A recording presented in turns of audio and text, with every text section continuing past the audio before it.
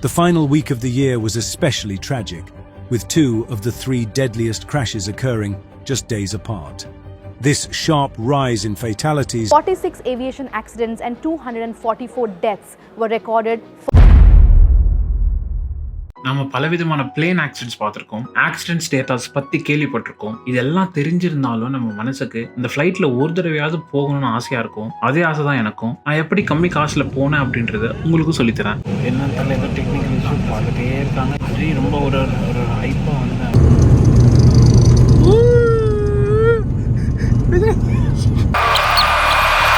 அப்படி இப்படின்னு வந்தேன். இங்கே பார்த்தா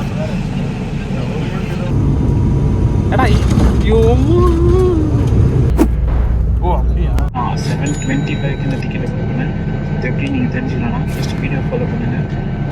அத்திப்பள்ளி ஒசூர்லேருந்து பஸ் ஏறியாச்சு. நான் பெங்களூர் டு சேலம் டிக்கெட் தான் போட்டிருக்கேன் அலைன்ஸ் ஏர்லைன்ஸில். ஏன்னா அதுதான் கம்மி என் லொக்கேஷன்லேருந்து. ஃபஸ்ட் டைம் எக்ஸ்பீரியன்ஸ்க்கு இது கரெக்டாக இருக்கும். பஸ் ஏறி பார்டர் தாண்டி அத்திப்பள்ளி போயிட்டேன். ஏன்னா அங்கேருந்து ஊபரில் ஏர்போர்ட்டுக்கு கம்மி காஸ்ட்டு. பிளேன் டிக்கெட் என்னவோ 725 தான், பட் எக்ஸ்ட்ரா செலவுங்க எதுவும் ஆட் பண்ணாமல் அந்த அமௌண்ட்டு. அத்திப்பள்ளி டு கெம்பகோட ஏர்போர்ட்டுக்கு கேபில் போக 3 hours ஆயிடுச்சு போய் சேர. கேப் சார்ஜஸும் லாஸ்ட்டாக சொல்கிறேன். ஏர்போர்ட்டுக்குள்ளே காஸ்ட்லியாக இருக்குன்ட்டு வெளியே வண்டியை போட்டு ஒரு ஹோட்டலில் சாப்பிட்டு வந்துட்டோம். லோ ப்ரைஸ் டிக்கெட் எப்படி செக் பண்ணுறது அண்ட் எப்படி புக் பண்ணுறது அப்படின்ற புக்கிங் டியூட்டோரியலை வீடியோட எண்டில் கொடுத்துருக்கேன். தெரியாதவங்க ஜஸ்ட் செக் பண்ணி பாருங்கள். ஏர்போர்ட்டுக்கு வெளியே வரும்போது வெளியே இருந்த அந்த பில்டிங்ஸ் எல்லாத்தையும் வாயை திறந்து பார்த்துட்டு வந்தோம். வெளியவே அவ்வளோ நல்லா இருந்துச்சு. ஏர்போர்ட் கேட் ஸ்டார்டிங்ல என்டர் ஆகும் போதே நம்ம டிக்கெட் அண்ட் ஆதார் கார்டு எல்லாம் செக் பண்ணி தான் உள்ள விட்டாங்க. இங்க தான் அலைன்ஸ் ஏரோட கவுண்டர். நம்ம போர்டிங் பாஸ் தருவாங்க. அதை கையில வாங்கினது போட்டோவா எடுத்துட்டு இருந்தோம். போர்டிங் பாஸ்லாம் வாங்கியாச்சு.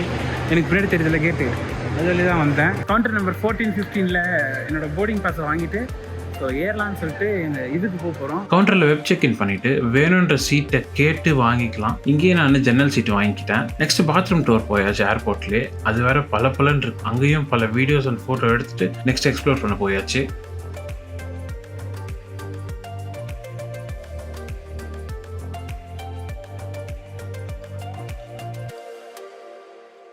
இது அங்கே நிற்கிறாரு. இந்த இடத்துல நம்மளையும் நம்ம பேக்ஸையும் நல்லா செக் பண்ணி தான் நெக்ஸ்ட் ஸ்டேஜுக்கு விட்டாங்க. ஏர்போர்ட்டுக்குள்ளே ஃபுல்லாக பிராண்டட் ஸ்டோர்ஸாக இருந்துச்சு. அதெல்லாம் எக்ஸ்ப்ளோர் பண்ணிட்டு போயிட்டே இருந்தோம். கிட்ஸ் விளையாடுறதுக்கான பிளேஸஸும் இங்கே இருந்துச்சு. ஸோ இங்கே பாருங்கள், தண்ணி குடிக்கிறது பட்டன் இருக்கா, வாயில் தண்ணி. அது எல்லாத்தையும் எக்ஸ்ப்ளோர் பண்ணிட்டு நம்ம போர்டிங் பாயிண்ட்டை தேடி போயிட்டு இருந்தோம். Gate number D27. போர்டிங் பண்ணுற டைம் ஆனதும் நம்ம கேட் வழியாக டிக்கெட்டை செக் பண்ணிவிட்டு பஸ்ஸில் ஏறிட்டோம். நம்ம ஏறின பஸ்ஸில் ஏறினதுக்கப்புறம் வெயிட் பண்ணால் நம்ம ஃப்ளைட் கிட்ட கூப்பிட்டு போய் விடுவாங்க. ஃப்ளைட் கிட்ட போய் பார்த்தா எங்களுக்கு பெரிய ஷாக்கு.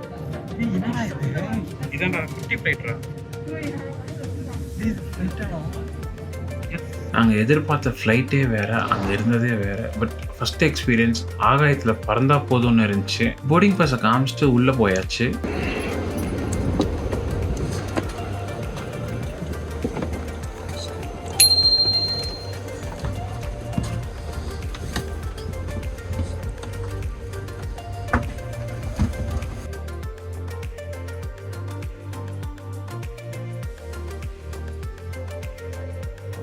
நான் சீட்டில் போய் உட்காந்துட்டு கால் வைக்க இடம்லாம் எப்படி இருக்குது, மற்ற சீட்லாம் எப்படி இருக்குன்னு எல்லாத்தையும் செக் பண்ணிவிட்டு அங்கே இருக்க பட்டன்ஸ் எல்லாம் நோண்ட ஆரம்பிச்சிட்டேன். அங்கே இருக்க ஹேர் ஹோஸ்டர்ஸ் சீட் பெல்ட் எப்படி போடணும் அப்படின்னு சொல்லிட்டு இருந்தாங்க. அதை பார்த்து நாமளும் சீட் பெல்ட் போட்டாச்சு. ஸோ ஹேர் ஹோஸ்டர்ஸ் அந்த கார்டை காமிச்சு இன்ஸ்ட்ரக்ஷன்ஸ்லாம் கொடுத்துட்டு இருந்தாங்க, என்ன பண்ணக்கூடாதுன்றதை. ஃபஸ்ட்டு ஃப்ளைட்டை 1 hour லேட் பண்ணி தான் எடுத்தாங்க. அதுக்கப்புறம் கிளியரன்ஸ் கிடைக்காம நல்லா ரன்வேலேயே ரொம்ப நேரமாக வண்டி ஓட்டுன்னு தரணும் பைலட்டு. அதுக்கப்புறம் சரியான ஃபாஸ்ட்டில் போய் டேக் ஆஃப் பண்ணார் ஃப்ளைட்டை.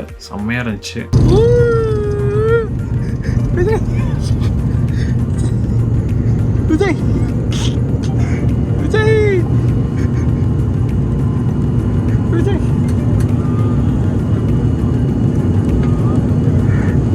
ப்ரெஷரில் காது ரெண்டும் அடைச்சிக்கிச்சு. ஒரு சின்ன ஊசி வந்துட்டு காதில் குத்துற மாதிரி இருந்துச்சு.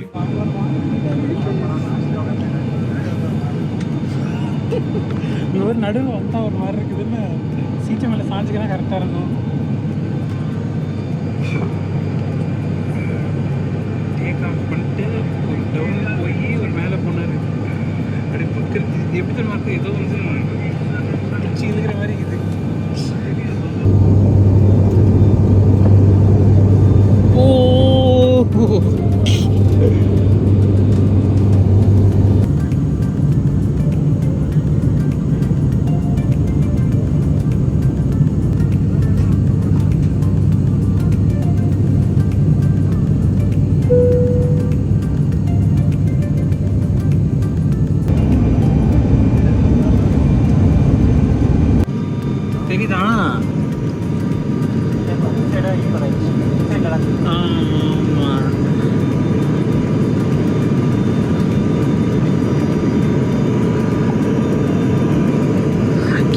அவங்கள பாப்பாங்கள குட்டியே தெரியும், நமக்கு அவங்களாம் குட்டியே தர்றாங்க.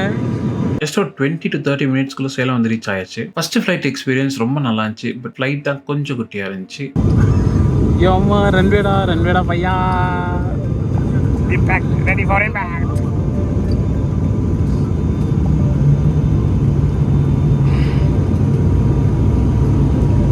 எடா ஐயோ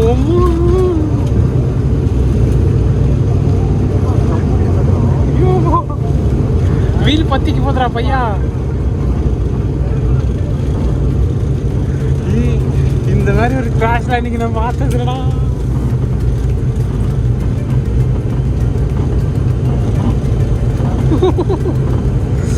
டேய் சத்தியமா தம்னு இறக்கணும். ஓகே வந்து சேர்ந்தாச்சு.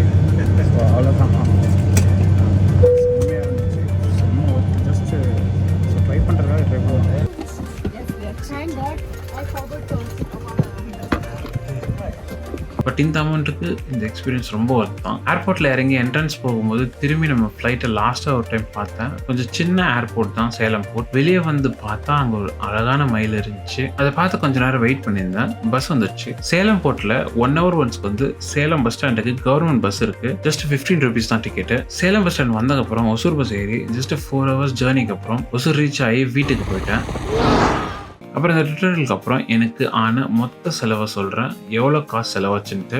ஓகே, இப்போ டிக்கெட் எப்படி புக் பண்ணுறது, புக்கிங் ட்விட்டர் பார்ப்போம். உங்கள் ப்ரௌசரில் ஸ்கை ஸ்கேனர் வெப்சைட் ஓப்பன் பண்ணிக்கோங்க. இந்த டிபார்ட்டில் உங்கள் லொக்கேஷன் கிட்ட இருக்க ஊர் பேர் டைப் பண்ணி சர்ச் பண்ணிக்கோங்க. இப்போ சென்னை, என் கேஸில் பெங்களூர் தான் எனக்கு நியர்பை. எங்கே போகணுன்ற இடத்துல எக்ஸ்ப்ளோர் எனிவேர் செலக்ட் பண்ணிக்கோங்க. தென் எப்போ போறீங்கிற காலத்தை சூஸ் பண்ணால் ஃப்ளெக்சிபிள் டேட்ஸில் வச்சு வேணுன்ற மந்த் செலக்ட் பண்ணதுக்கப்புறம் சர்ச் கொடுத்துக்கோங்க. சர்ச் பண்ண உங்கள் பிளேஸில் இருந்து லோ காஸ்ட் ஃப்ளைட் டிக்கெட்ஸை காமிக்கும்.